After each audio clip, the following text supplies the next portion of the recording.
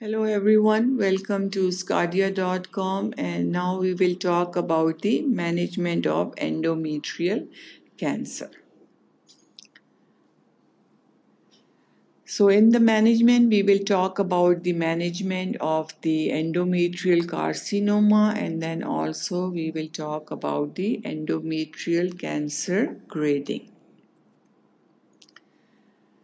Management of hyperplasia first with no atypia. So we already in the last slide section we talked about that endometrial hyperplasia can be with atypical cells and with no atypical cell.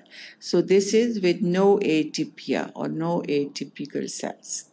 So usually it's if it's simple, no treatment is required in this case. Usually biopsy is done, and then if it's simple endometrial hyperplasia, most commonly if there is bleeding, it goes off after a few days, and then if progesterone intrauterine progesterone is inserted, usually Mirena, and it can bring the endometrium back to normal, and it can cause recovery of endometrial hyperplasia and then stops the bleeding. So continuous progesterone or progestin is one method of treatment or management also. If bleeding continues and it doesn't get better after this or after progesterone therapy, then usually re-examination is performed, and then some options of progesterone medicines that are used for simple endometrial hyperplasia is medroxyprogesterone, which is 10 milligram per day and then norethindrone. Norethindrone is another type used, which is 2.5 milligram per day. Then megestrol is also used, which is used in dose of 160 milligram per day. Oral contraceptive pills are used, and then levonorgestrel IUD device is used. So these are some different options of progesterone therapy used for simple endometrial hyperplasia. And this is the simple endometrial hyperplasia you can see in this histological slide. Then management of hyperplasia with atypia. Different management is done. Hysterectomy is used sometimes if there is atypia. It can progress to endometrial carcinoma. To do that and to prevent that, usually hysterectomy is performed. Again, depends on if the age and fertility of the patient, if they desire any fertility or if they desire any pregnancy. So it's recommended that hysterectomy should be avoided.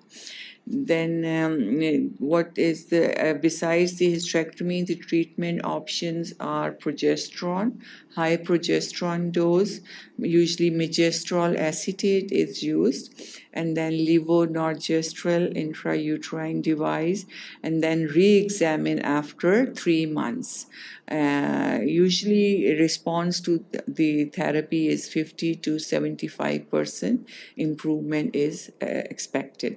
So depending on the age and fertility desires, usually the treatment is decided. The endometrial carcinoma, different types of endometrial carcinoma depending on the different tissues or cells involved. Histology, histo is the tissue and ology is the study. So histology is the study of tissue. Depending on what are the different tissue changes or what are the different tissues involved, endometrial carcinoma is divided into endometrioid, which is 80%, 80% is endometrioid, in which endometrium is involved directly. Papillary serous type is 5 to 7%, mucinous is 5%, clear cell is 3%, willow glandular is 2%, secretory is 1%, and then pure squamous type is very rare. So again, endometrioid is the most common type of endometrial carcinoma, is about 80% depending on the histology. Important histology points in the endometrial carcinoma is the papillary serous type of carcinoma is very aggressive. So papillary serous carcinomas are aggressive. They spread very rapidly, even when mixed with other type. Usually, if more than 25% of cancer is serous, they retain that aggressive behavior. So only serous, papillary serous is very, very aggressive. But even if it is mixed with other type of tissues or other histological criterias, then it is also very aggressive even when present mixed with other histology types. Clear cell carcinoma acts similar to high-grade endometrial type.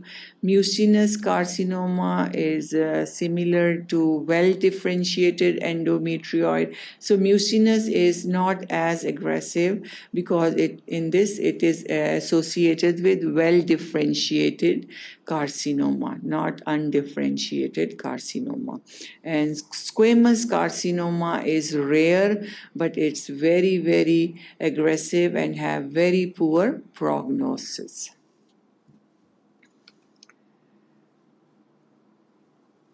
Then endometrial cancer grading. The grading of the endometrial cancer depend on the solid component present in the cancer. So well differentiated, it's grade 1. Grade 1 is well differentiated and it's less than 5% solid component is present. In moderately differentiated, which is grade 2, 5 to 50% is the solid component, and then poorly differentiated grade 3 is more than 50% solid component. So grading mainly depend on the presence of solid component, and it is divided into grade 1, grade 2 and grade 3, which is well differentiated, intermediate or moderately differentiated, and poorly differentiated type. Now, what's the synchronous points between endometrial and in ovarian cancer? The incidence of 1.4 to 3.8. Both tumors are typically well differentiated cancer. So cells in this are well differentiated. They have good prognosis because ovarian tumor usually found at early stage.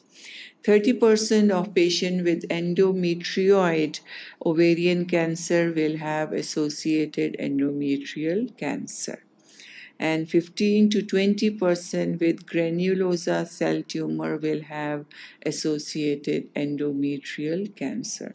So they have association ovarian and endometrial cancer, and the endometrioid ovarian cancer usually have coexisting endometrial cancer, and granulosa cell tumors also have associated endometrial cancer. So that was about the endometrial carcinoma and endometrial cancer grading.